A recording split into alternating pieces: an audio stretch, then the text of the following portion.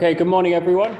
I hope you all had a good weekend. Just a couple of announcements. First of all, just a reminder, unfortunately, I've had to cancel office hours this week due to some other commitments. Also on Wednesday, I'm unable to be here. So Paul Tupper is going to be covering this class instead. The pre-recorded materials are pre-recorded materials from Math 154. So Wednesday's class is actually a review of integration. So it's stuff that you've covered before in the prereqs, but for some of you that may have been quite a while ago. So it would be good to go through that stuff again. So it'll be a review of integration, and Paul will be going through some problems in class. Okay. I think that's it for announcements. Today, we're going to be talking about fitting data using least squares regression. And this might seem like a slight departure from what we've been looking at recently, but it's actually going to be applying some of the ideas from linear algebra and calculus that we've talked about recently, specifically where we've been looking at trying to find the maxima or minima of functions. And using that for optimization problems, okay? And this is essentially what we do when we have some data and we want to fit a model to that data and make some predictions based on those models, okay? So to do that, we have to do some optimization essentially to try and find out what the best model is. Okay, so just to go through the pre-recorded material, suppose we have some data. Perhaps this is from an experiment or just from a sample from a population.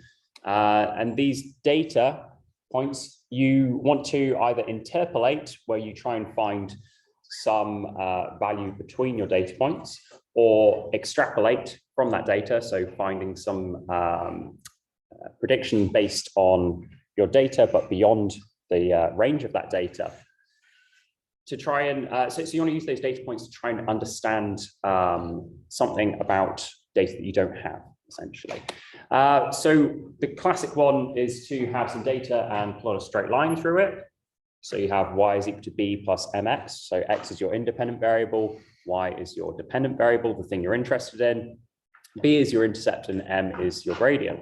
Okay, so we have our knowns, which are our data points, our dependent and independent variables, and we want to try to estimate what is the best b and m values for this best fit line. Okay. So one way which we can do this is to simply plot a polynomial through our data points. Okay. So if you have n data points, you can plot a polynomial of order n-1 through those data points. Okay, so if you've got 2 data points, you can plot a straight line through them. If you've got 3, you can do a quadratic, 4, you can do a cubic, and so on. And if you do this, for example, a linear system, if you've got 2 data points and you want to plot a straight line through them, well, this is exactly the same as solving a linear system of equations. And we know how to do that, right? So we can set up a linear system of equations that satisfies this equation here, g of x is equal to b plus mx. It goes through these 2 points here, x1, y1, and x2, y2. You set up these the system of linear equations and solve them just using linear algebra. Okay, so find your matrix inverse, and that will give you what your b and m values are. So what are your intercept and what's your gradient of your best fit line? Okay, so that's the line that just goes through these, and then we can use that to either interpolate or extrapolate our data. And likewise, we can do this for any number of data points. We just set up a linear system of equations, okay?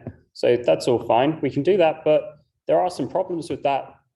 This isn't necessarily the best approach. For example, if you had these data here and so all of these are data points and you just try to plot a different polynomial through these data. So suppose these here are measurements that 2 students have made of some sort of real phenomenon. And then you try to plot a polynomial through those. What you're really doing is you're plotting not only the real measurements, but also the errors that people make in those measurements, okay? And that can give you wildly different answers. So what we want to do is to, rather than try and plot through every single data point, we want to try to minimize our errors somehow. There are various different ways in which you can do this, and these errors are referred to as residuals. And one way that we can do this is to minimize this function in the bottom right hand, this residual function, which is a half times by the sum of each of our residuals squared, okay? So previously we had our yi, so our data points, minus our model in our when we plotted through each of those data points. We wanted it to go through all of them, so yi minus f of xi was equal to 0. Whereas now we want this to be equal to some potentially non-zero residual error. Okay. What we want to do is then minimize some function of these residuals. This is where what we've learned has come in, because we've talked about minimizing functions. To minimize functions, we need to look at partial derivatives and when they're equal to 0. So we can set up a residual function like this. So this is an example. We've got 3 data points here, and we want to plot a best fit line to those data. So we can set up our residual function. And then all we need to do is we need to plug in each of our residuals for each of these 3 data points here. Okay, and the residual is yi minus f of xi, where f is our model. Okay, so this here is going to be our f of x. So when we substitute those in, this gives us a function of 2 variables. We're interested in plotting this line here, y is equal to b plus mx. We need to find our b and m. So we end up with r as a function of b and m here, down at the bottom. So to find the minimum of this, we just need to find our partial derivatives with respect to b and with respect to m, and when they're equal to 0. And this ends up giving us a linear system of equations. Again, we can solve that linear system of equations. And what this is saying is that this, when we solve that, this best fit line here minimizes this function here, this residual sum. So this is very similar to when we were looking at, say, a 2D surface. Say it was a mountainside, remember, and we had some constraint on that. We wanted to minimize our function according to that constraint. Okay, so we have some constraint here, which is our best fit line, and we want to minimize a function. In this case, that function is the residual function. Okay. We can also generalize this. So rather than having to go through this exact process as above and solve these equations, we went through in the pre-recorded material how we can actually just find the formula for a best fit line, find the b and the m based on our averages. So y bar, which is the average of our dependent variable, our x bar, average of our independent variable, and then some of these cross ones here. So by finding all of these different averages, essentially, we can have a general formula for our gradient. And then once we find the gradient, we can plug that into our equation for our best fit line and find our intercept. Okay, so we can use this formula for any set of data to plot a best fit line to it. We can also do this for more general functions, but note that in order to do this, we need to be able to have linear functions in our coefficients. So here, this function on the left-hand side, even though our e to the x and cos pi x, for example, those are nonlinear things, this function here is linear in C1, C2, C3, and those are the things that we want to find. So we can do this because when we take a derivative of our residuals, these e to the xi and cos pi xi, they're just numbers. So that's fine. And we're linear in C1, C2, C3. But the example on the right-hand side, we can't fit this because this here is nonlinear in C2. Okay, so before C2 is a coefficient here on the left-hand side. On the right-hand side, it's within that function. Okay, so we can't do this because our derivatives will be nonlinear. Okay, and that means that we won't be able to find them using this method. Okay, that's a summary of everything that was in the pre-recorded lecture. Does anyone have any questions about that material? Yes.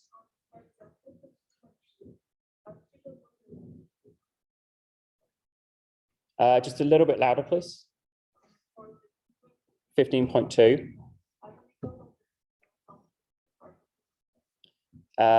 Here. Okay, so these DRDB, so this is R of B and M. Okay, so this is our residual function here. Were you're okay up to this line here? Yeah, okay. So there, we need to just take our partial derivatives with respect to B or with respect to M. So if we take our partial derivative with respect to B, this is what we'll get. So that's just taking partial derivative. So this is just a function of two variables, just like when we would have an f of xy, we take df dx and df dy. Here instead we're just doing dr db, just because the variables have changed. And likewise we do dr dm. Does that make sense? Okay. Any other questions? Yes. A little bit louder, please. I'm old.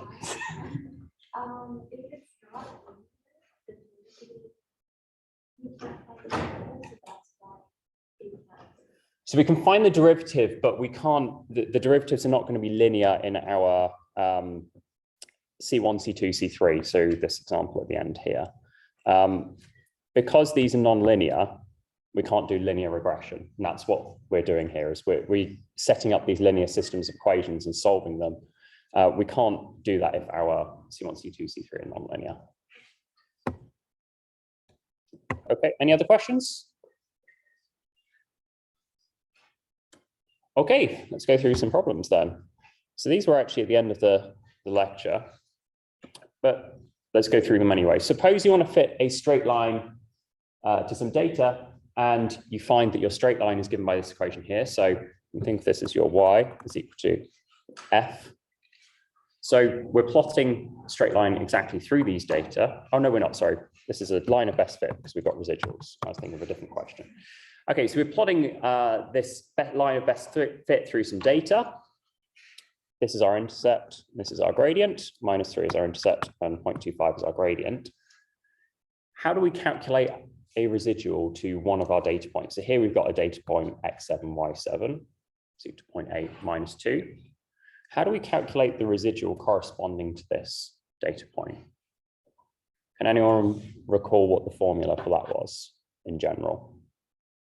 So we're going to have Ri, the residual for the ith data point is equal to Yi, yeah.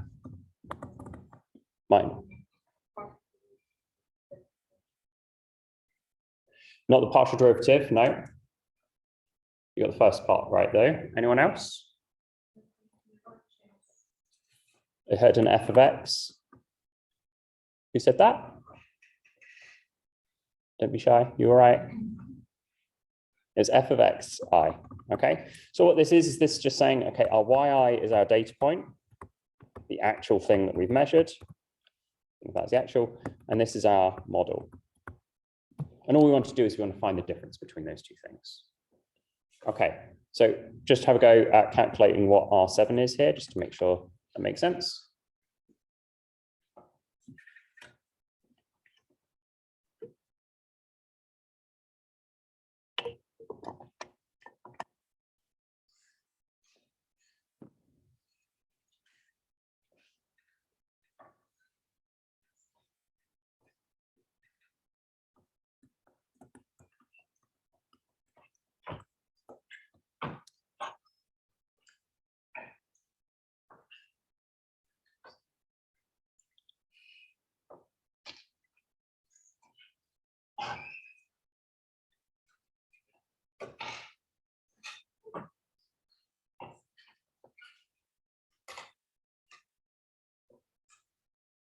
Okay, so in this case, our y7 is just going to be our -2, -2.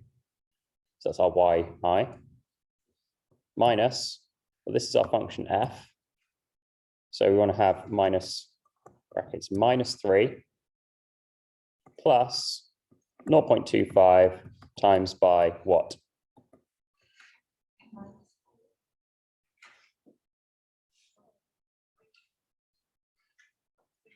.8. Yeah. Okay. So this is our x value here. Okay. So we've put our y value in here. So this is our y. And 0.8 is our x value. Okay. So if you calculate this, you should have ended up with 0.8, I believe, unless I've made a mistake. Did everyone get that? I see some nods. Okay. Good. Okay. This is a general shout out point question. So if we've got two data points, x1, y1, x2, y2. Can we fit this function here, f of x is equal to c1 plus c2 e to the x plus c3 times by 1 over 1 plus x squared using least squares regression? And if yes or no, why or why not? Yeah? I'm going to guess yes, because all the C2s are acting as constants, not necessarily as functions. Okay, so we've got one possibility is yes, because our CI are constants. Okay, so that's a good thing to look for. We want to make sure if this was, say, e to the C2x, then it would be a definite no, right? Any other thoughts about whether this is a yes or a no, and why or why not?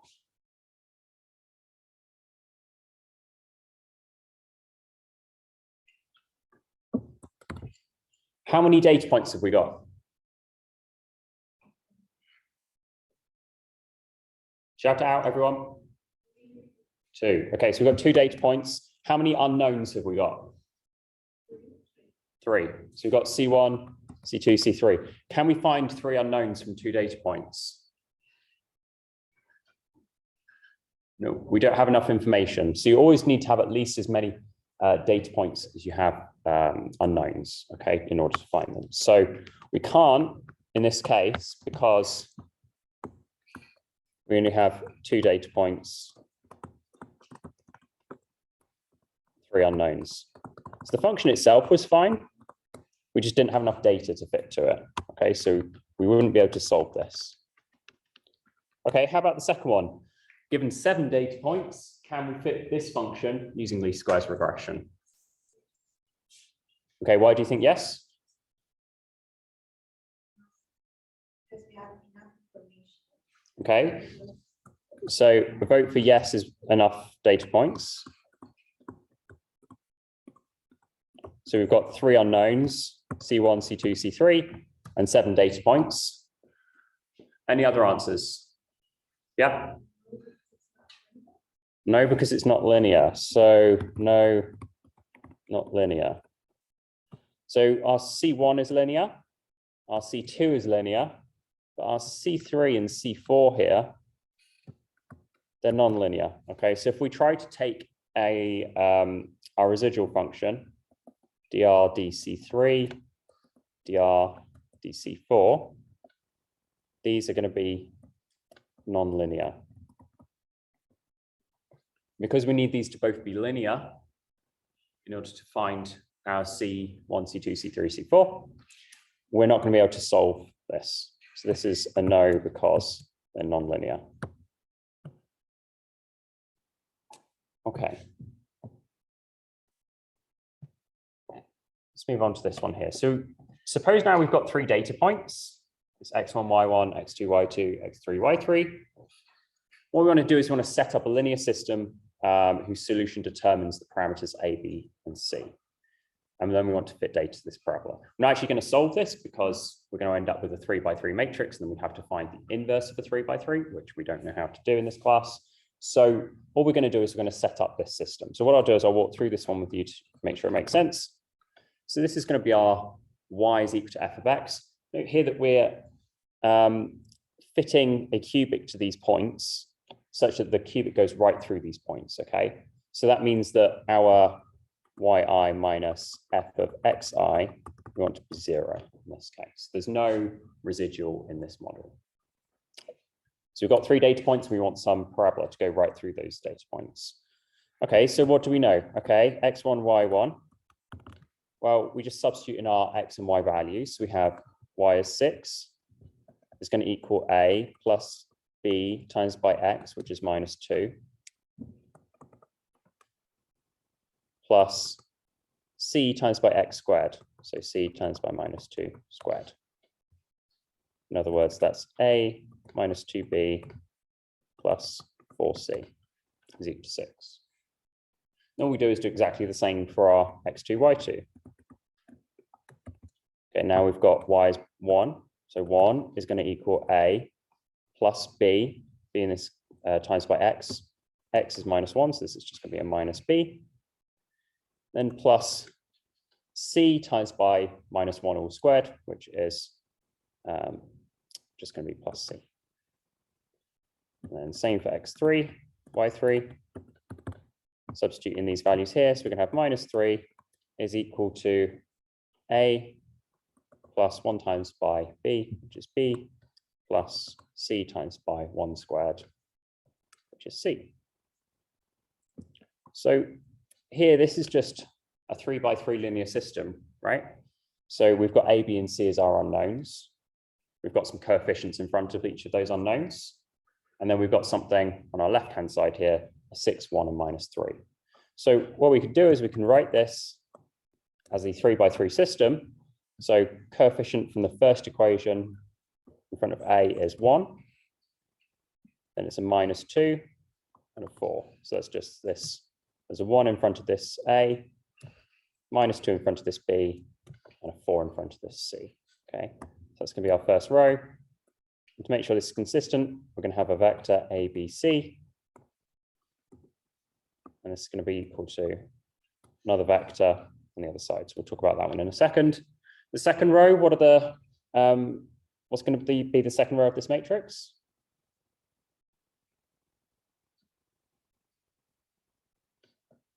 One, -1, 1. Okay, so there's a 1 in front of this A, -1 in front of this B, and a 1 in front of this C. And then the third row, 1, 1, 1. So there's 1 in front of the A, 1 in front of the B, and 1 in front of the C. Then what goes in this vector on the right-hand side? 6, 1, -3. Okay. So all we've done here is we've got a system of linear system of equations like we've had before. It's 3 by 3. So that means we're going to have a 3 by 3 matrix here. And this is just like all of those problems where we had A times by X is equal to B, right? If you recall those problems where this would be our matrix A, this would be our vector B, and this would be, sorry, vector X, and this would be our vector B on the right-hand side. So to solve this, you would just do X is equal to A inverse B, okay? If we knew how to do a 3 by 3 inverse. So if you're asked to set up a system like this, that's all we have to do is convert these data points in here into a system of equations. Then we can fit a parabola through those points using what we know from linear algebra. Okay. Okay, this down here show that the solution y is equal to x squared minus 2x minus 2. In other words, our coefficient for A is -2, coefficient for B is -2, and coefficient C is 1.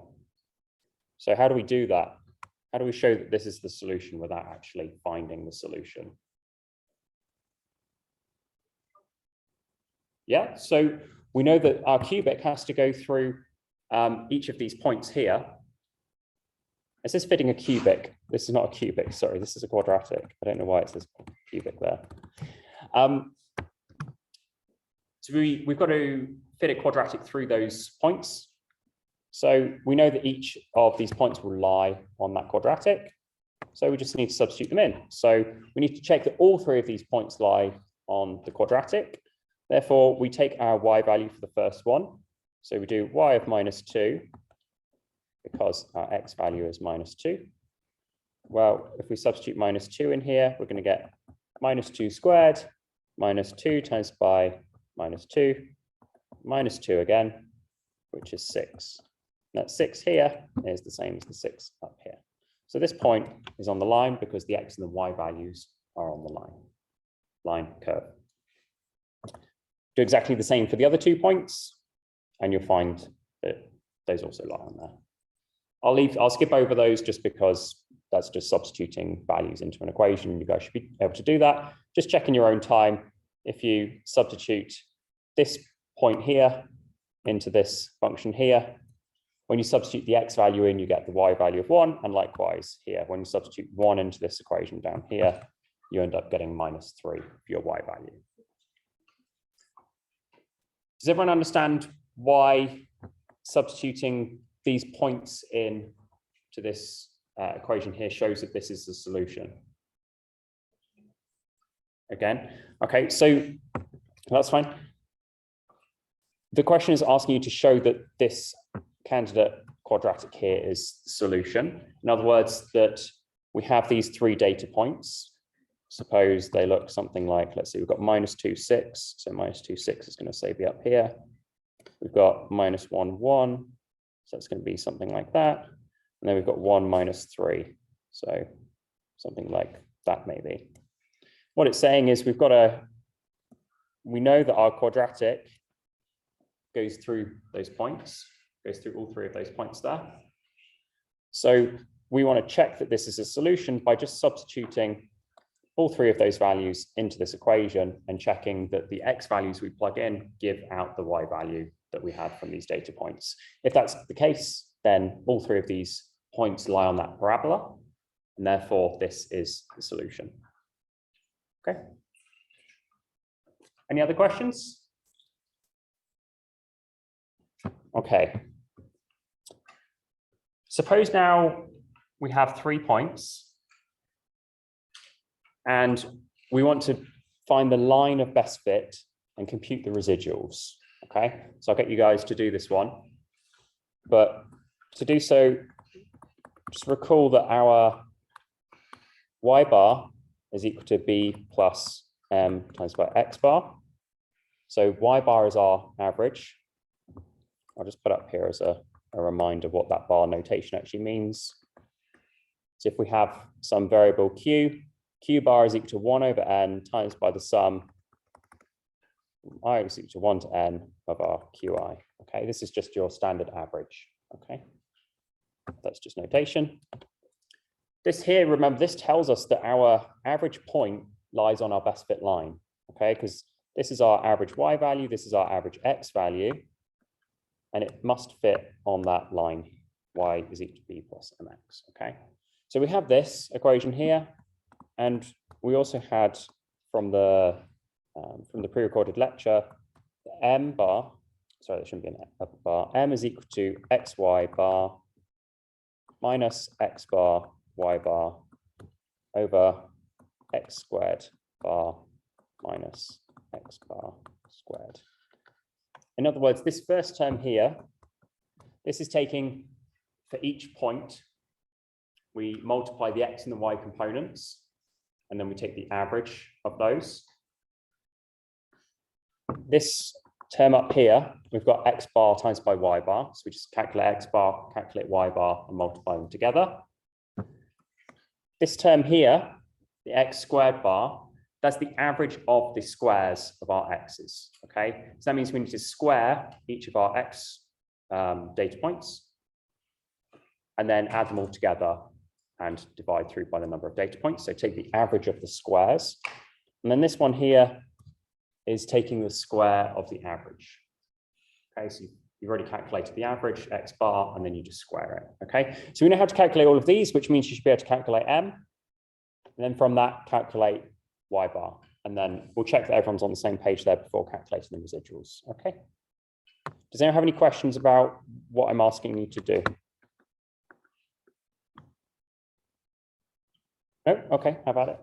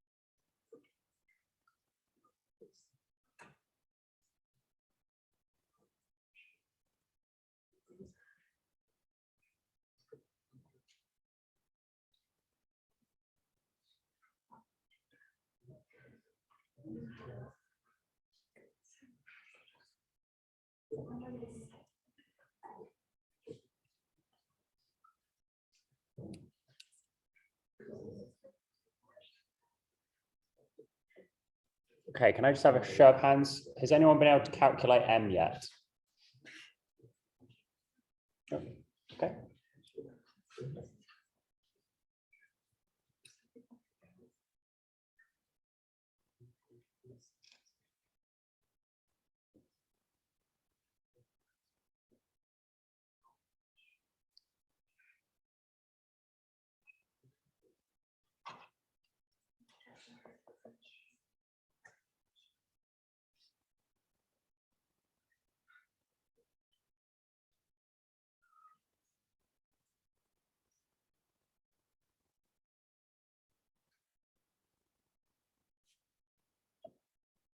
Okay, to make sure everyone's on the right page, let's just calculate x, y bar. So can anyone tell me what x, y bar is going to be? How do we calculate it?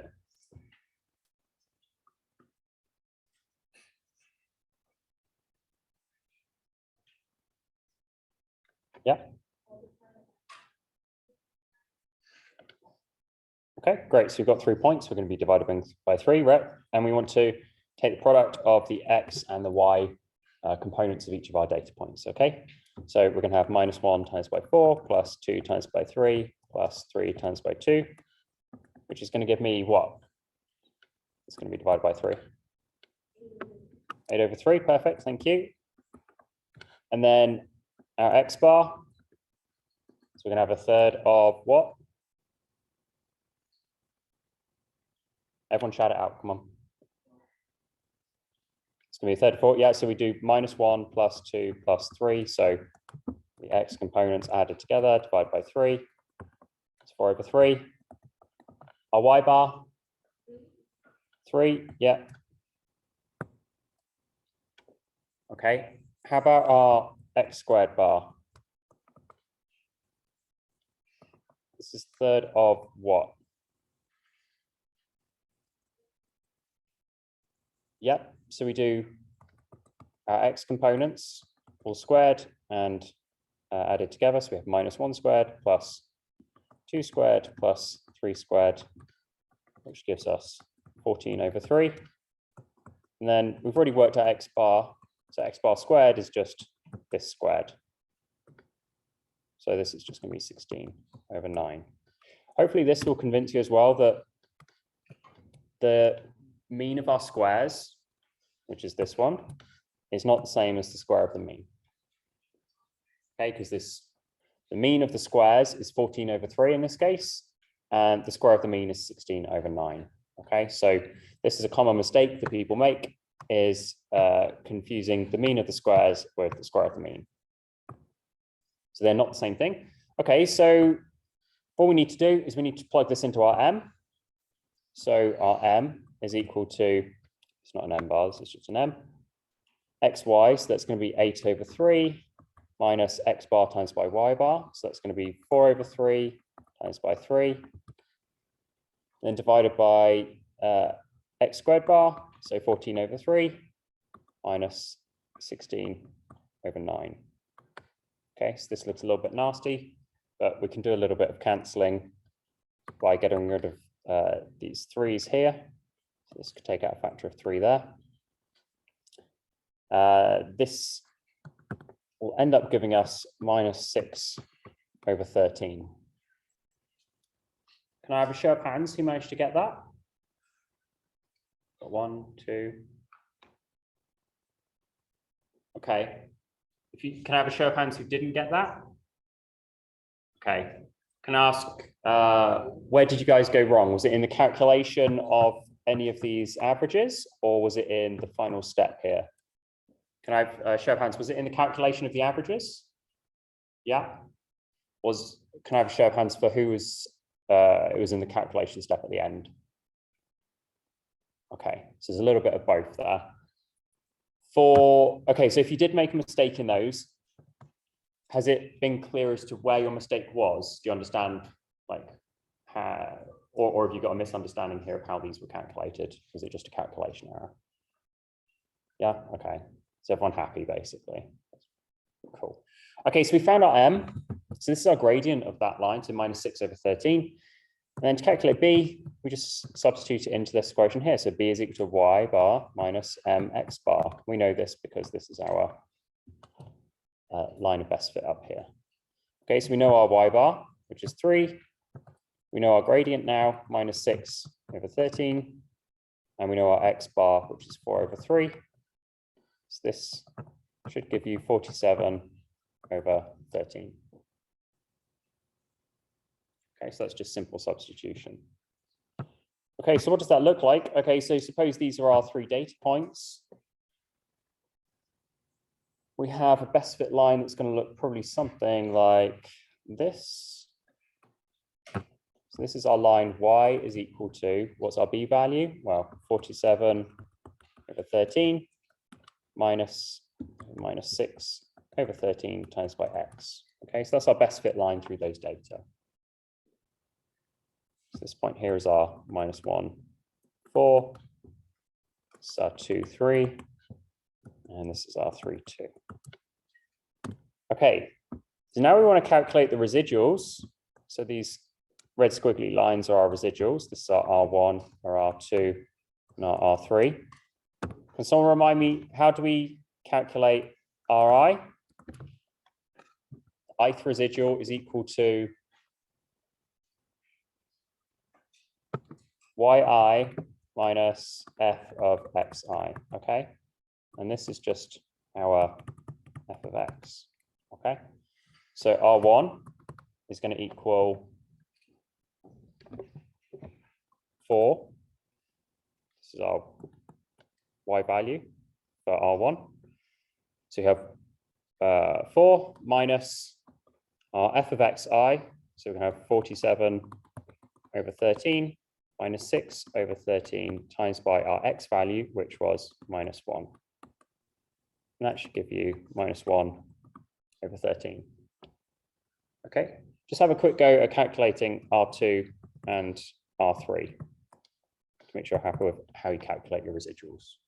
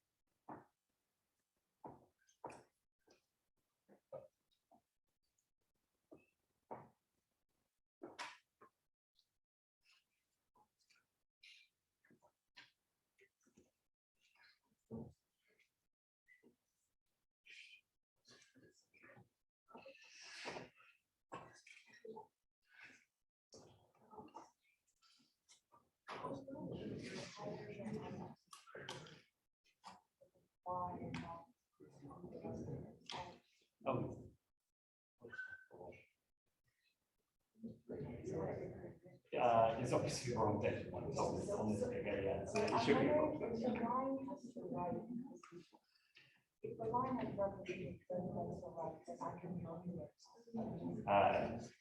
yeah, so yeah, you'd have -1, that doesn't make sense, you're right.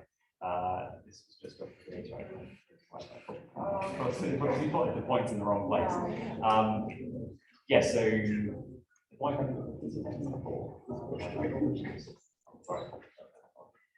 okay, right, so that point is wrong, right. So the line will be slightly different, but all that matters is the distance from the point to the line. So that's just like for those data there, obviously that point on the line. But it doesn't matter whether it's above or below, all we care about is. So yeah, someone's pointed out that yeah, that point on the left does not make sense at all. So these Ignore the fact that that's a -1, 4. Obviously, if the y value for that was 4, then that should be above the line, because the second point is 2, 3, so the y component is 3. So those points actually there don't make sense. Apologies for that. This is on what I copied. But all that matters here is your residuals. Okay, so that's just the distance, the y distance from your data point to the line. So it doesn't matter if that's above or below the line. All that matters is calculating that distance. Okay.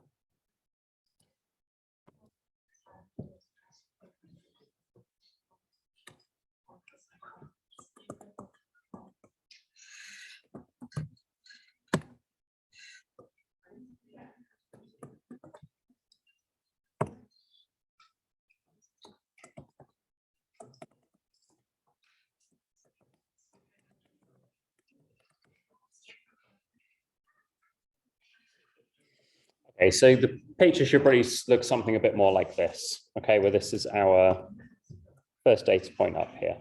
Okay, can someone tell me what R2 should be? Louder? 4/13, okay. And R3? 52/13. No. -3/13. Okay, so I can see you've probably got a plus and minus around the wrong way.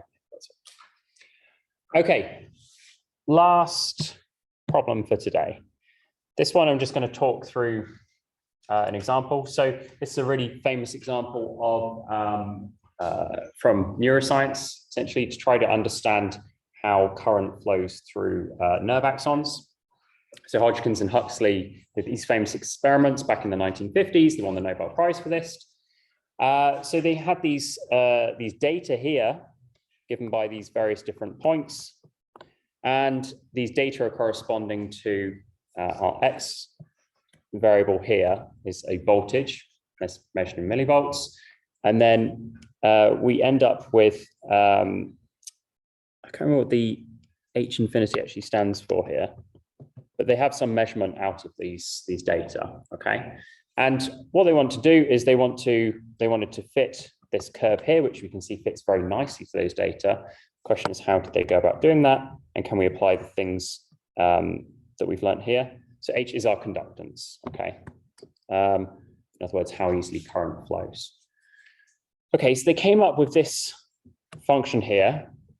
So the conductance for a given voltage is equal to 1/1 plus e to the k, where k is just some parameter, times by v, the voltage, our input, minus v star, again, another parameter. So again, we've got two parameters here, k and v star, that given your data, you would have to fit. So in principle, if we had, say, a different species, maybe, perhaps their curve would look something like this.